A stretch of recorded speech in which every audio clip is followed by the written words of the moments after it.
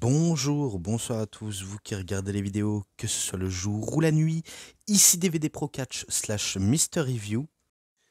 Et encore aujourd'hui, on va parler d'un autre show, bien sûr, qui est en direct, évidemment, et que vous saviez de quoi il s'agit. Il s'agit de Elimination Chamber 2025, qui s'est déroulé à Toronto, dans l'Ontario, au Canada, auquel j'ai vu en direct sur Netflix, évidemment. Je crois qu'il est possible de regarder en direct sur le WWE Network, mais j'en suis pas forcément sûr, mais il est fort possible à ce qui paraît.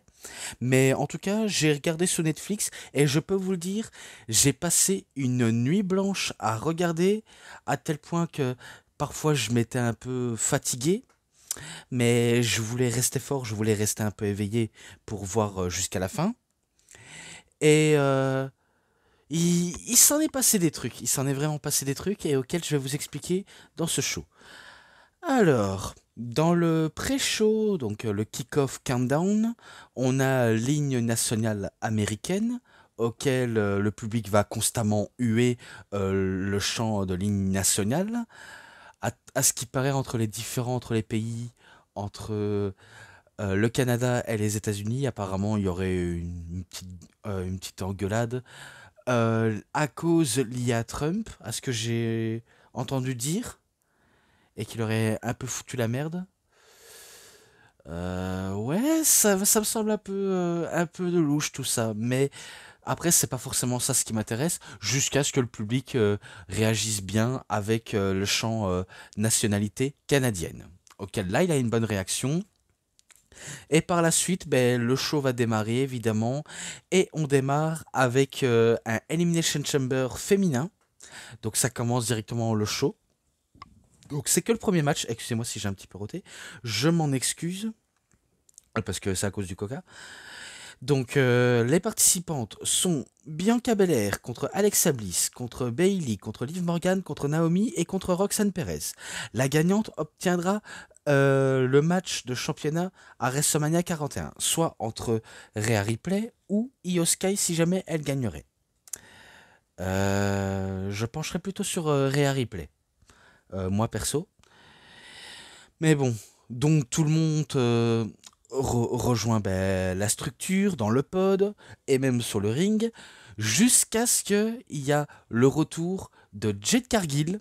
Donc Jade Cargill qui avait été agressé par on ne sait pas qui, jusqu'à ce qu'on nous montre une vidéo que, à ce qui paraît, ce serait apparemment Liv Morgan et Raquel Rodriguez, parce qu'on l'avait vu dans la vidéo. Mais est-ce que c'est une preuve? Pas tellement. Je pense pas tellement. Mais que, en tout cas, elle arrive, elle va vers le ring, alors qu'on sait qu'elle ne fait pas partie du match. Mais on pensait qu'elle allait démonter Liv Morgan, parce que vu comment Liv Morgan se sent concernée, comme si elle aurait réellement agressé Jade Cargill, eh ben non.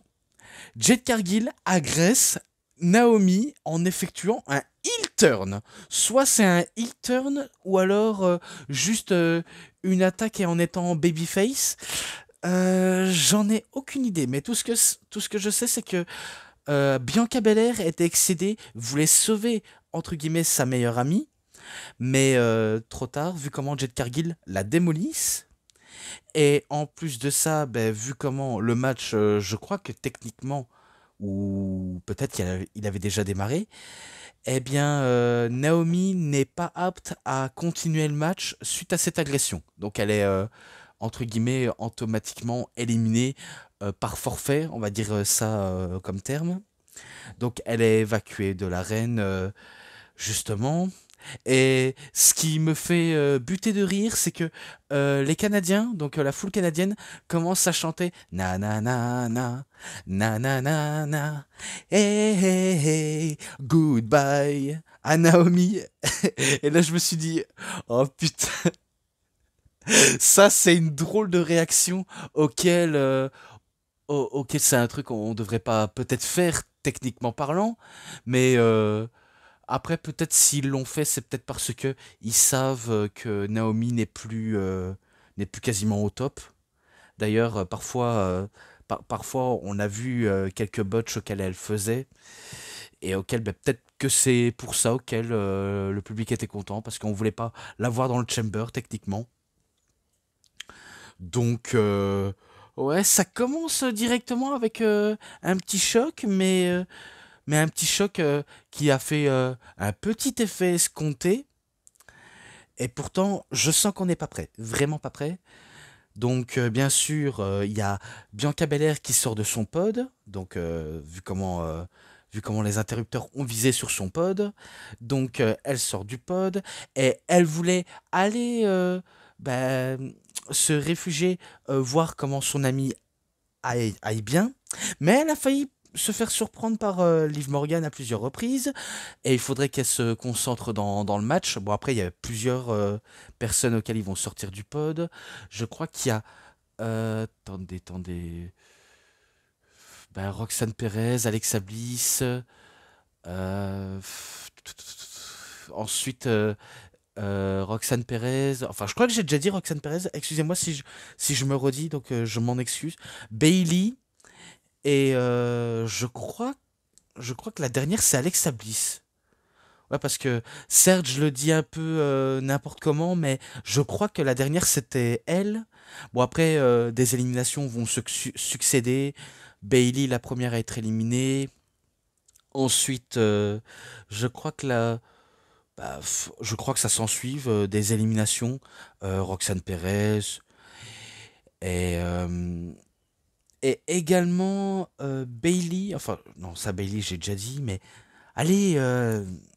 Oh putain. Ah, excusez-moi, je m'en excuse. Euh, Ouais, c'est Alexa Bliss qui se fait éliminer, jusqu'à ce qu'il reste Bianca Belair et Liv Morgan. Et du coup, ben, c'est la finale pour les deux. Bien sûr, les deux se donnent lutte pour lutte. Et à un moment dans le match, je l'avais complètement oublié, mais Liv Morgan, elle va se manger un coup de latte en plein dans les côtes.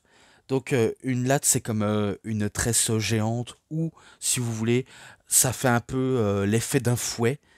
Eh bien, elle a cette fameuse marque et, auquel ben, ça a résonné, et du coup c'est le bruit, on va dire, un peu comme ce qui s'est passé avec Sasha Banks, et même dans le kick-off de WrestleMania 34 auquel on avait entendu ce fameux coup de fouet de la part de Bianca Belair. Pourtant, on pensait sûrement que ce serait Liv Morgan qui remporterait ben, le Chamber, vu comment à Monday Night Raw, ils avaient remporté les titres par équipe avec Raquel Rodriguez. Donc ce ne sont plus Naomi et Bianca Belair les championnes, mais Liv Morgan et Raquel Rodriguez. Donc le Judgment Day féminin. Eh ben non, Liv Morgan ne va pas remporter le Chamber, vu comment c'est Bianca Belair qui remporte le Chamber féminin. Et même si elle fête sa victoire, alors c'est vrai que ce qui est un peu, on va dire, bizarre, c'est que certes tu as gagné, mais moi je me commencerai à me faire du souci de l'état de santé de Naomi. Donc ça fait un peu bizarre ce genre de comportement, un peu comme on chiait dans la colle. Donc pour moi c'est pas ce genre de comportement que j'aurais fait. Certes t'es content d'avoir gagné, mais moi je me soucierais de l'état de santé d'un ami. Alors que dans la rampe d'entrée, bah, elle se fait rejoindre par Rhea Ripley et Io Sky. On dirait qu'ils se donnent toutes les trois rendez-vous. Soit l'une, soit l'autre qui deviennent championnes. Dans les deux cas, il y aura qu'une seule vainqueuse qui affrontera la challengeuse pour WrestleMania 41. Donc voilà tout. Donc c'était pour le premier match de la soirée. Maintenant, le deuxième match, c'est un match par équipe féminin. Et je vais pas vous mentir, le match par équipe féminin, il n'y a pas eu de grosses attentes, de gros suspense. C'est un peu, c'est un peu, on va dire, osef, un peu style, ouais, on s'en fout, c'est pas le match qui nous intéresse le plus. Donc on s'est peut-être tous dit ça à un moment donné. D'ailleurs, même les spécialistes leur dit également, hein. Bon, après, si vous préférez les matchs féminins sans avoir trop d'attente, bah, vous êtes spécial. Vous êtes spécial, vous les fans. Bon, après, plus sérieusement, c'est que apparemment, vu comment Trish Stratus, elle est chez elle, évidemment, elle est chez elle, Elle est canadienne, elle vient de Toronto apparemment. Et à ce qui paraît, elle veut remonter sous les rings pour que ses enfants la voient catcher. Et là, je m'étais dit, ah bon, c'est pas comme si ses propres enfants ne l'avaient jamais vu catcher auparavant. Euh, voilà, je ne sais pas, je ne comprends pas. Je ne comprends vraiment pas ce fait. Mais en tout cas, bah, elle fait équipe avec Tiffany Stratton. Et d'ailleurs, bah, on sait que le pseudo de Tiffany Stratton, c'est Tiffy Time. Eh bien, avec Trish Stratus, c'est Trishy Time. Voilà, donc on dirait un peu une daronne qui fait équipe avec sa propre fille, qui lui apprend les ficelles du métier, qui lui apprend tout ce qu'elle a appris. Et j'en passe des choses. J'en passe clairement des choses face à elle, Nia Jax et Candice LeRae. Bon, dans le match, certes, il s'est passé ben, quelques trucs, des petits mouvements sympas, mais pas, pas forcément trop emballants, je vais pas vous le mentir. Et que ça va se terminer avec une victoire de Tiffany Stratton et Trish Stratus. Tout d'abord, il y a le check kick, la Stratus Faction Bulldog et The Prettiest Moonsault Ever. Donc le moonsault la plus belle du monde. Et auquel ben, c'est Trish Stratus et Tiffany Stratton qui remportent le match. Et même si ça n'a pas servi de gros intérêt, honnêtement, euh, ça pourrait faire aimer certains, mais après j'étais pas dedans parce que je commençais à être fatigué. Et je ne dis pas ça pour mensonge, j'étais un petit peu fatigué à un moment donné. Et du coup, je me suis dit, est-ce que le prochain match va me faire réveiller? Telle est la question.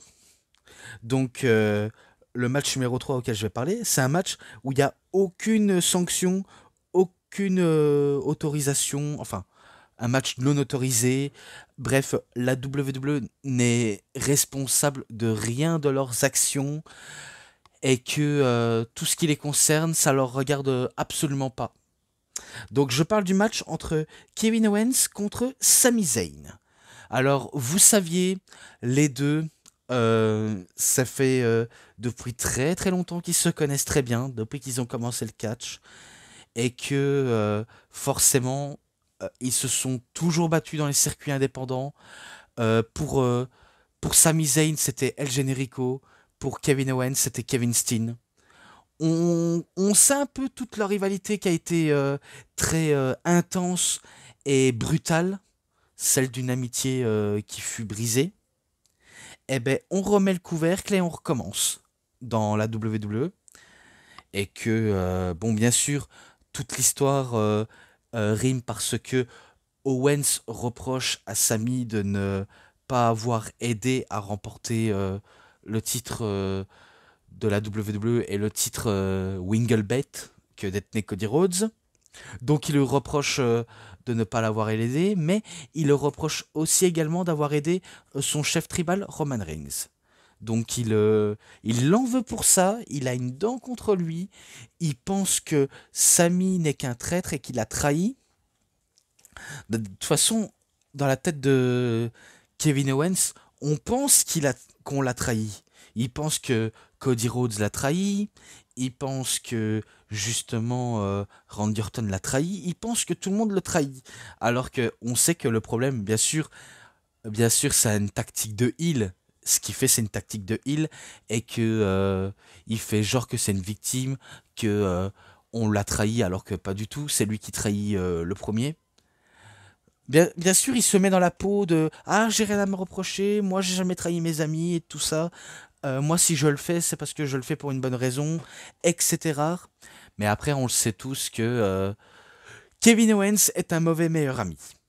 Voilà, je le dis en toute honnêteté, même si il a eu raison pour certains aspects, mais forcément, il n'est pas tout blanc dans cette histoire, vu comment on sait que il est pas tout blanc, il n'est pas tout blanc comme neige, un peu comme Sami Zayn non plus, il n'est pas aussi clean que son compère, mais il se met dans la tête de victime en disant ouais, on m'a trahi, euh, c'est j'aime pas qu'on me trahit et du coup ben, tout ce qui va t'arriver ce sera de ta propre faute, pas de la mienne, vu comment je n'ai plus aucune empathie envers toi, je ne veux plus être ton ami et je voudrais que tu le payes extrêmement cher. Donc ça, c'est l'un de ses propres termes à Kevin Owens, pardonnez-moi. Jusqu'au point auquel il a filmé dans la maison de Sami Zayn alors qu'il était en famille.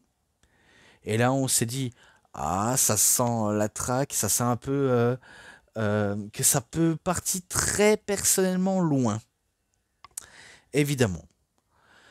Donc dans le match, c'était brutal. Au niveau de violence, ben, comme si Kevin Owens n'avait pas trop assez chié dans les matchs auxquels il participe. Et pourtant, ben, il se fait ben, ramer la gueule. Et pareil pour Sami Zayn aussi, vu comment il veut régler ses histoires personnelles avec Kevin Owens. Donc il y a eu des spots intéressants, des bagarres à l'extérieur du ring. Au début, la foule n'était pas trop dedans jusqu'à ce qu'elle fait beaucoup trop de bruit. Et par la suite, il n'y a que dans le match féminin par équipe auquel ça n'a pas trop fait trop grand bruit, mais tout de même, tout de même. Donc ça s'envoyait sur la gueule.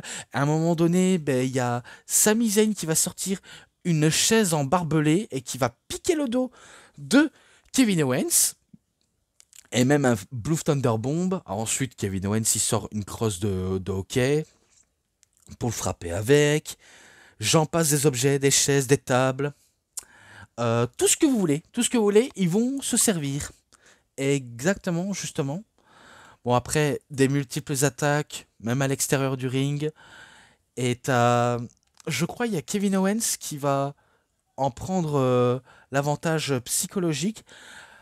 Quand je pense que Sami Zayn va essayer de faire un Helluva Kick sur Kevin Owens, mais sauf que l'arbitre s'en est pris le Helluva Kick de plein fouet, alors que Kevin Owens sortait d'une terrible chute, d'une reverse souplesse auquel il a atterri sur la chaise, alors que bien sûr, Kevin Owens avait fait un genre de brainbusters sur la chaise, donc il avait fait la prise sur Sami Zayn. Donc c'est sûr, ils veulent se battre jusqu'à la mort. De toute façon, la WWE n'est pas concernée et il n'y aura pas d'action en justice, pas de, pas d'amende, peut-être pas non plus euh, de, de vignettes assurance à remplir pour ce genre de traitement.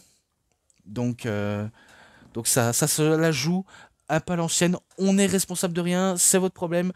Euh, Tuez-vous si vous voulez, nous ça nous concerne pas. Donc voilà, comme j'ai dit, bien sûr, Kevin Owens prend l'avantage et il a commencé à allumer Sami Zayn et même allumer les arbitres au passage jusqu'à ce qu'il fait ce fameux powerbomb dans le coin du ring. Donc il le fait la première et la deuxième et à ce moment-là, Kevin Owens remporte le match. Donc vous avez compris, c'est Kevin Owens qui remporte le match et on pensait qu'il allait partir tranquillement, justement tranquillement pour retourner en vestiaire. Finalement, pas du tout vu comment il retourne sur le ring et il tabasse Sami Zayn, Et on a aussi un retour, justement, on a un retour, et c'est de Randy Orton. Donc il y en a qui sont surpris, d'autres pas du tout. Moi, je commence à avoir un petit peu l'habitude, mais ça fait toujours plaisir de voir Randy Orton en action, même s'il n'a pas de match, mais au moins pour le voir, ça fait toujours plaisir. Eh bien, il veut s'acharner sur Kevin Owens, notamment à cause de l'agression, et qu'il a failli le paralyser suite à ce marteau pilon. Donc, ils vont se battre, ils vont se frapper, jusqu'à ce qu'il y ait un RKO qui sort de nulle part, et même un RKO sur la sécurité. Et Randy Orton, il veut pas s'arrêter là, il voit Kevin Owens en position de faiblesse, et il recule à l'arrière pour faire son pun kick, donc son fameux coup de pied en pleine tête, mais il se fait arrêter par la sécurité, par les officiels. Et moi, je me suis dit, mais putain, mais pourquoi vous faites ça?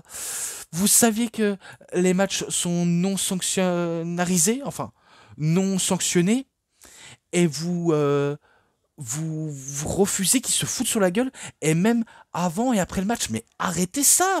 Laissez-le se faire mettre sur la gueule! Laissez-les, bordel de merde! Laissez-les se fracasser le crâne! Voilà tout. Et du coup, ben, ça permet à Kevin Owens de s'enfuir, Donc j'imagine que il y a un petit peu de favoritisme envers du côté du heel, vu comment on dirait que le heel en question, donc Kevin Owens, adore abuser de se prendre pour une victime alors que le coupable c'est un peu lui, entre les guillemets. Mais voilà comment se termine ce fameux segment et ce match qui était incroyable, sans aucun langue de bois, c'était incroyable. Bon, tout d'abord, je vais un petit peu couper et m'hydrater et après on poursuit. Allez, à tout de suite. Et maintenant, on passe directement au dernier match et c'est le main event. Évidemment, c'est le main event. Donc match numéro 4. Donc c'est le Elimination Chamber masculin. Le vainqueur affrontera le champion incontesté de la WWE. Donc voilà. À WrestleMania 41.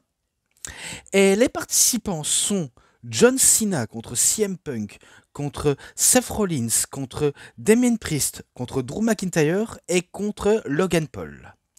Alors, dans ce match-là, je peux vous le dire, on en a 5 qui ont déjà été champions du monde, sauf un en l'occurrence, et il s'agit de Logan Paul.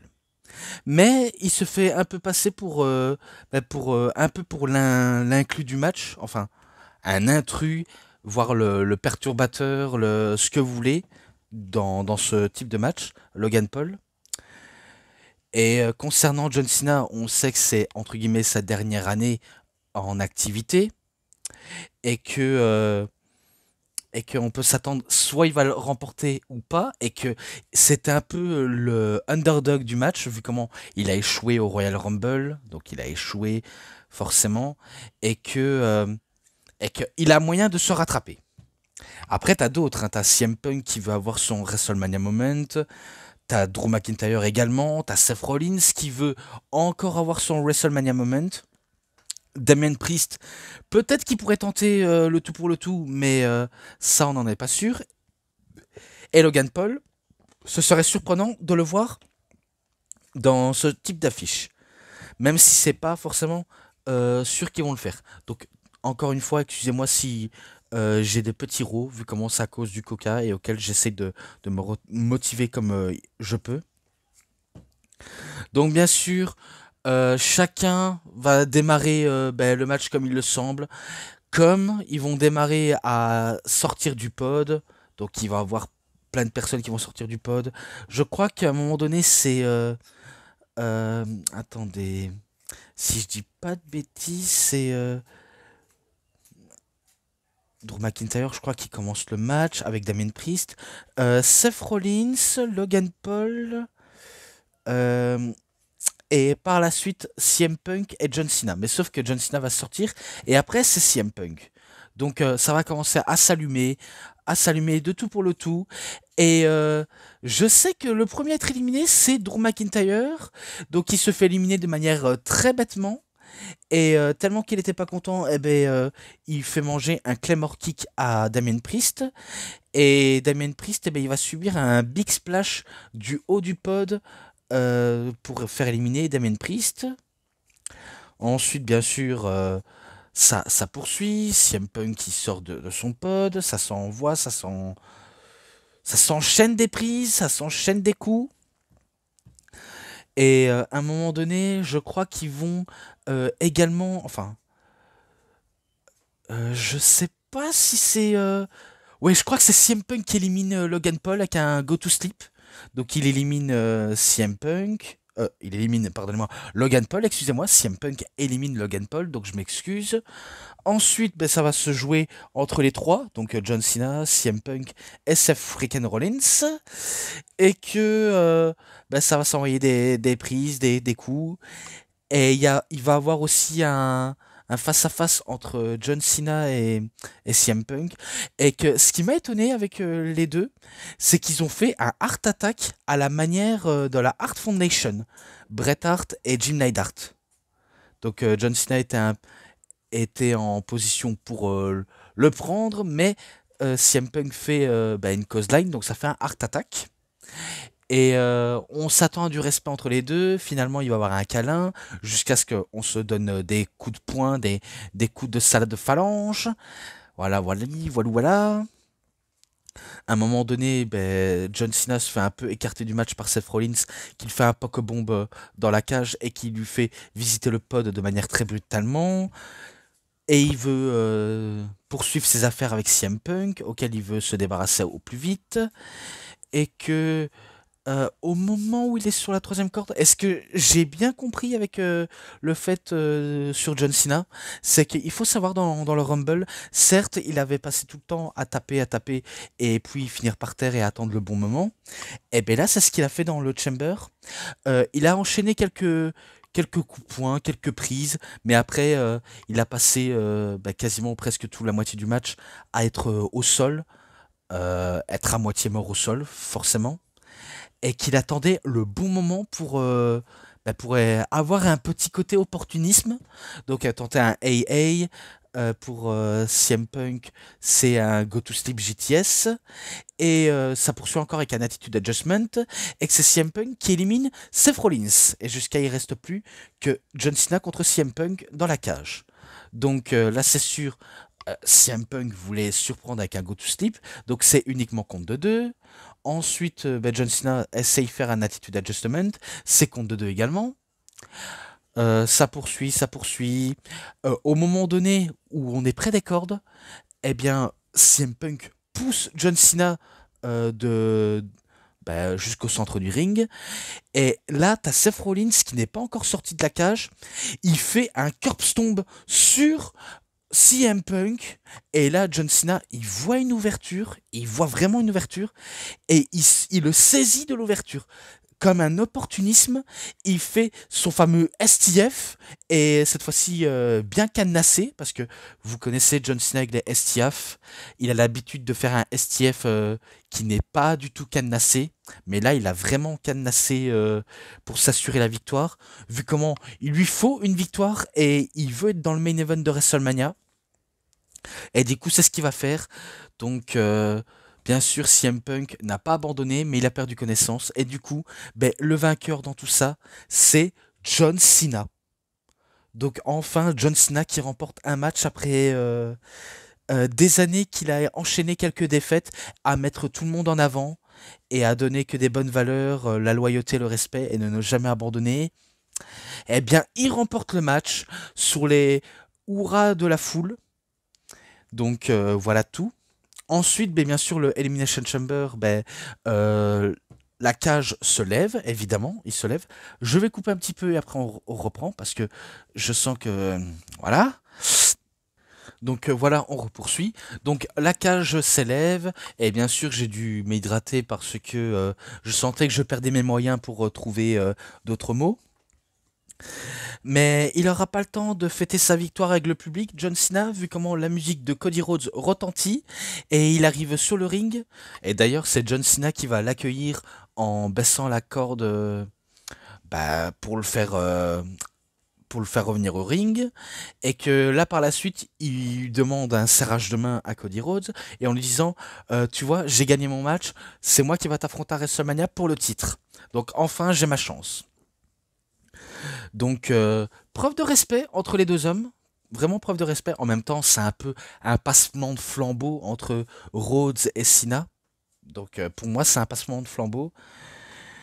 Mais ils vont se faire interrompre, tous les deux, par tout d'abord l'entrée de Travis Scott.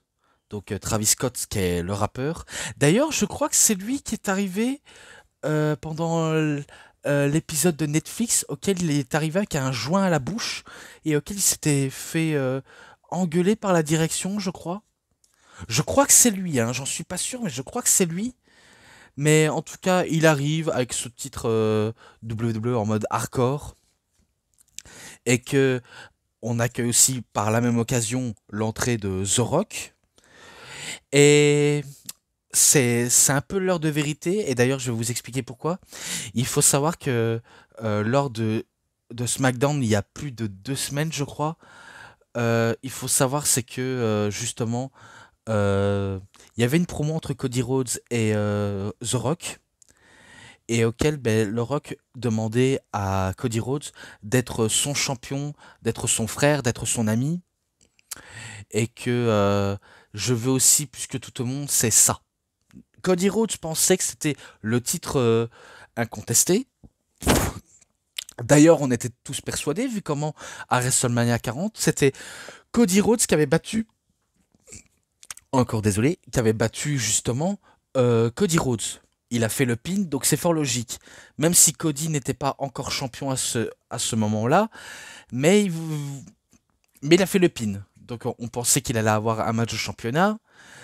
Du coup, Cody est persuadé, mais sauf qu'il arrête en disant non, non, non, non, non, non. Ce n'est pas ça ce que je veux. Ce que je veux par-dessus tout, c'est ton âme. Et la réaction de Cody est facilement naturelle et que n'importe qui aurait fait exactement la même tronche. Même moi, je serais un peu tout blanc de voir qu'on veut mon âme. Donc, n'importe qui aurait fait la même chose. Et du coup, il attend la décision de Cody et il l'aura au Chamber. Et du coup, il est arrivé, il fait un câlin, enfin, je crois qu'il fait un câlin à Cody Rhodes ou alors il lui serre la main, je ne sais pas trop. Mais tout ce que je sais, c'est que il dit que voilà, l'heure est venue de prendre ta ultime décision. Qu'est-ce que tu vas prendre comme décision? Soit tu vas rester comme, comme tous ces gens qui sont, euh, qui sont heureux parce qu'ils sont pauvres, etc. Ou alors tu vas accepter ta nouvelle vie avec de succès, de l'argent, la célébrité. Un peu comme ce qui s'est passé lors du dernier SmackDown avec tout d'abord le cadeau de The Rock, le genre de pick-up et la loge privée auquel il y avait plein de préparatifs, notamment des sushis et du vin. Et là, on s'est dit, oh putain, mais il mène une vie de palace en faisant ça. Il lui fait des avances pour qu'il accepte. Il lui promet beaux et merveilles. Et est-ce que est-ce qu'il va se perdre ou alors est-ce qu'il va rester l'esprit sur terre? On se pose tous la question, clairement. Donc, bien sûr, ça va, on va dire, enchaîner des propositions. Euh, Cody, bien sûr, il va seulement dire, parce que je sais que The Rock, il va dire, je veux ton âme, je veux ton esprit, je veux que tu m'appartiens, parce que je veux que tu sois mon champion et que tu dois prendre ta ultime décision maintenant. Donc, donc Cody Rhodes, il dit, J'a- je, j'accepte toutes tes propositions. J'ai déjà vendu mon âme. Je crois qu'il dit ça. Mais j'ai vendu mon âme à ce ring et au public qui m'ont toujours soutenu. Donc le choix de Cody Rhodes techniquement est déjà fait. Il a vendu son âme auprès des fans. Donc ça veut dire il ne va pas trahir les fans, il va pas tourner, il va pas faire un heel turn. Alors qu'on nous le teasait, hein, on nous le teasait, mais heureusement que ce n'a pas été fait. Donc voilà, il a pris sa décision. C'est les fans qui l'a choisi. T'as John Cena qui jubile en arrière-plan et qu'il va dire pour terminer, hé Rock, va te faire foutre. Donc il lui dit ça en pleine gueule et on sent que The Rock, certes, il reste indifférent, mais on sent qu'il a envie d'exploser en disant espèce de petit fils de tu mérites vraiment que je t'éclate la gueule. Donc on sent qu'il veut vraiment lui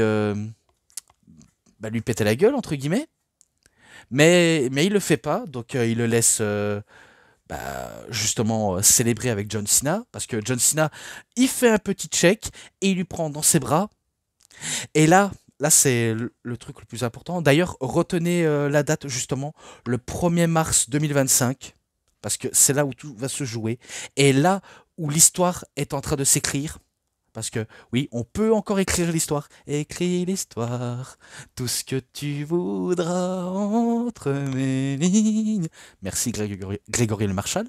Mais bon, comme je voulais dire, une nouvelle histoire s'écrit pour John Cena parce que au moment où il prend dans ses bras Cody Rhodes, eh bien, il regarde The Rock et The Rock lui fait le signe du coup de gorge en disant vas-y, fais-le. Et John Cena, ben, il a arrêté de sourire et il recule et il donne un putain de coup dans les bijoux de famille de Cody Rhodes. Et là, on s'est dit, quoi? Quoi? Non! Pas toi! Pas ça, pas après tout ce que tu as fait! Un peu comme Zinedine Zidane. Mais pas après tout ce que tu as fait, pas après plus de 20 ans, pas après plus d'une vingtaine d'années où t'as été le babyface. Pas ça! Oh, putain, non! Pourquoi? Tu peux pas vendre ton âme comme ça, tu peux pas le faire! Donc, John Cena, vous avez compris, vient de choquer le monde en devenant un heel. Pour la première fois de sa carrière. On sait que c'est pas la première fois qu'il devient un heel, vu comment dans l'époque de Ruthless Aggression, auquel il était en mode rappeur, ben, c'était un rappeur blanc auquel il peut être heel, mais là, c'est la première fois auquel il devient réellement un heel, alors qu'il était le babyface par excellence, et que là, il trahit le monde et il trahit Cody en lui donnant un coup de pied dans les bijoux de famille et il va le tabasser même en utilisant la Rolex auquel euh, The Rock a donné à Cody. Donc il lui prend la Rolex, il lui cogne avec son poing, donc comme un coup de poing américain.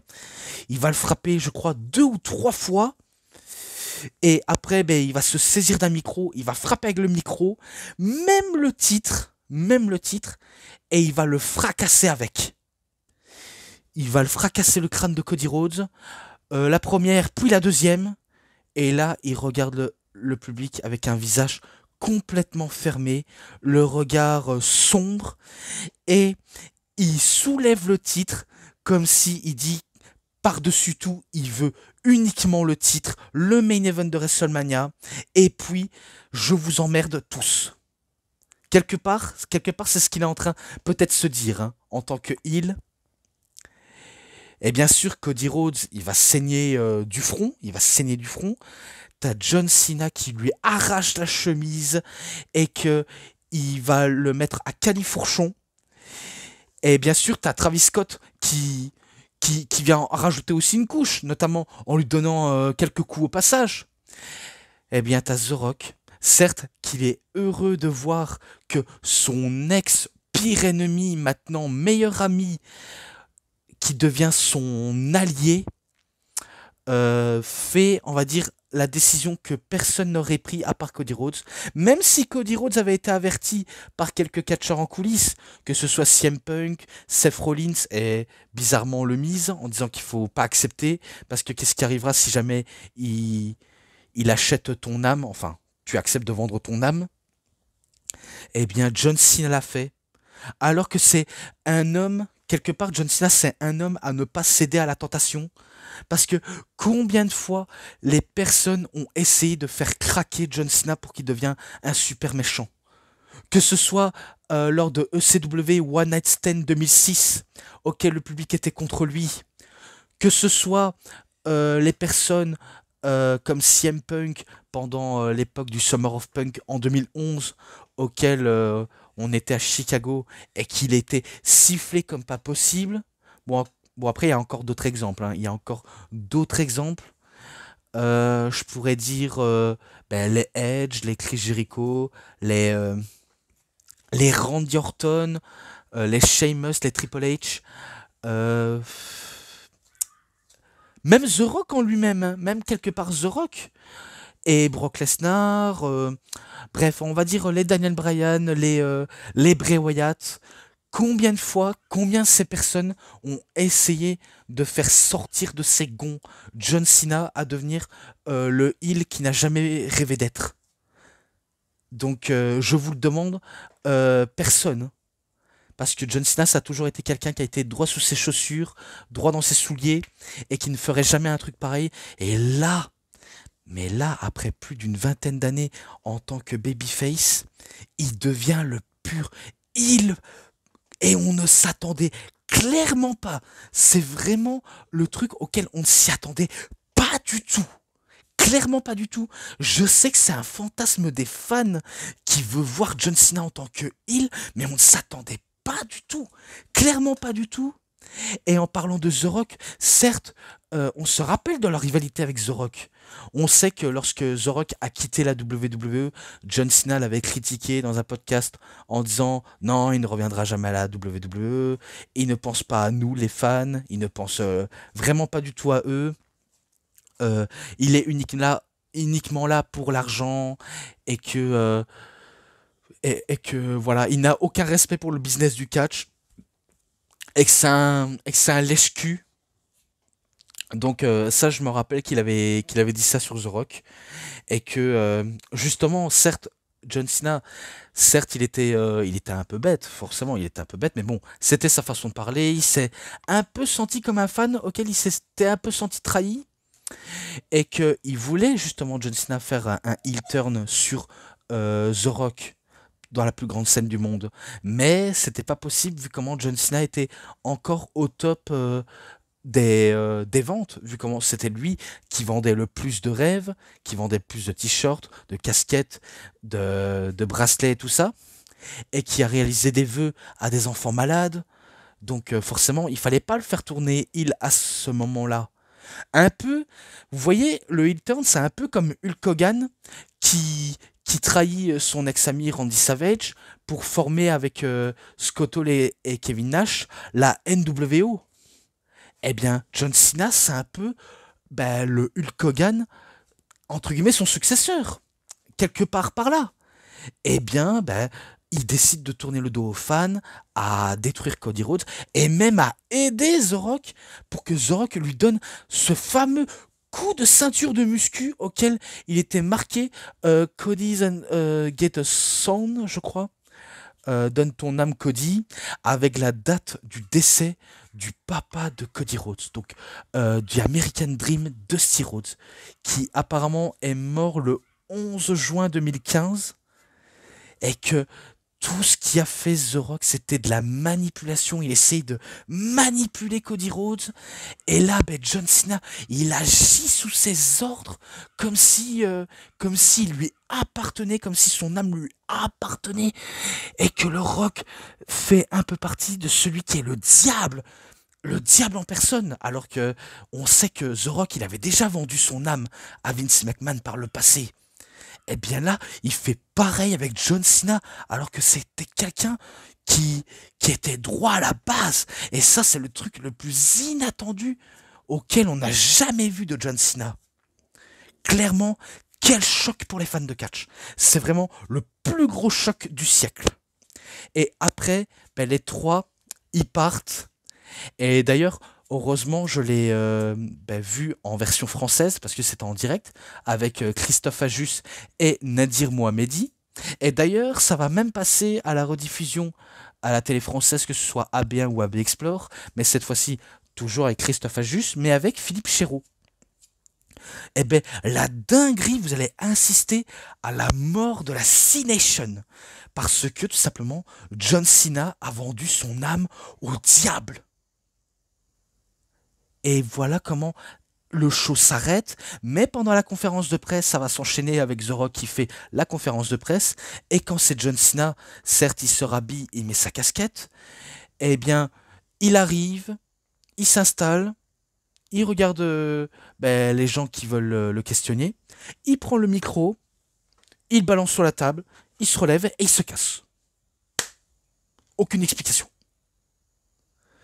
Donc, vous avez compris, on est en train de voir un nouveau John Cena, un John Cena heel, peut-être un John Cena corporate, ou qui sait, un John Cena version Hollywood, comme Hollywood The Rock, ou Hollywood Hulk Hogan.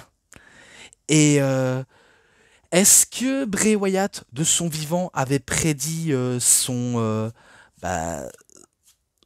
heel turn à l'avance?